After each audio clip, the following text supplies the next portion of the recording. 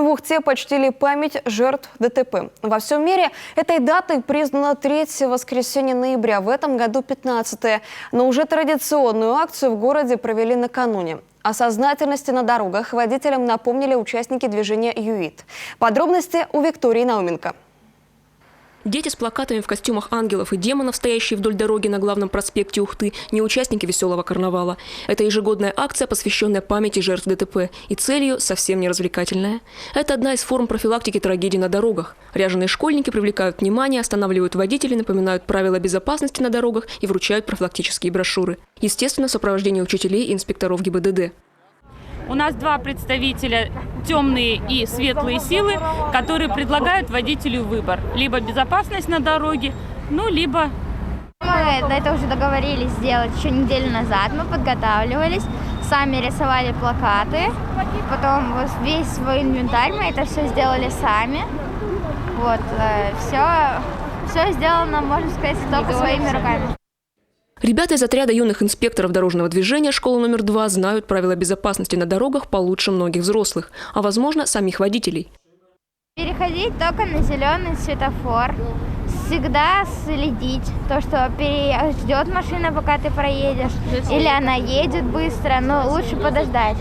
Если едешь на велосипеде, надо спускаться с него и переходить пешком через дорогу.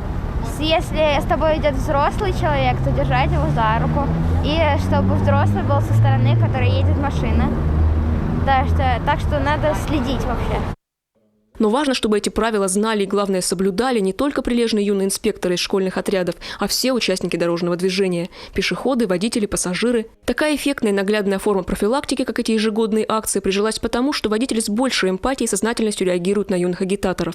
А дети-участники чувствуют свою вовлеченность в общее важное дело. А еще могут повлиять на сверстников. Ведь группой риска всегда выступают именно дети и подростки, рассказывает инспектор по пропаганде безопасности дорожного движения. Наши дети, подростки, они являются самой уязвимой категорией участников дорожного движения. Их надо оберегать, подсказывать.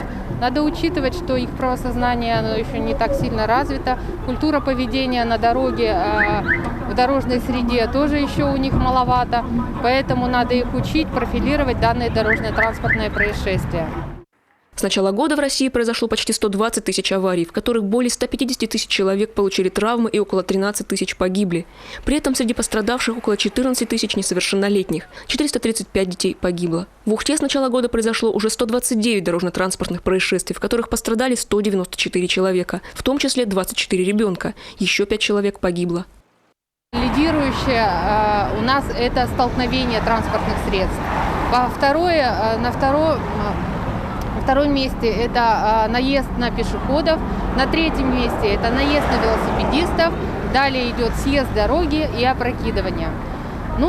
Какие причины могут способствовать данным дорожно-транспортным происшествиям?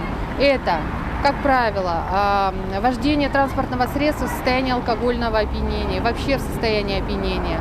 Это неправильный выбор скоростного режима транспортного средства. Это неиспользование детских удерживающих устройств и ремней безопасности. Это усталость водителей. Это разговоры по телефону.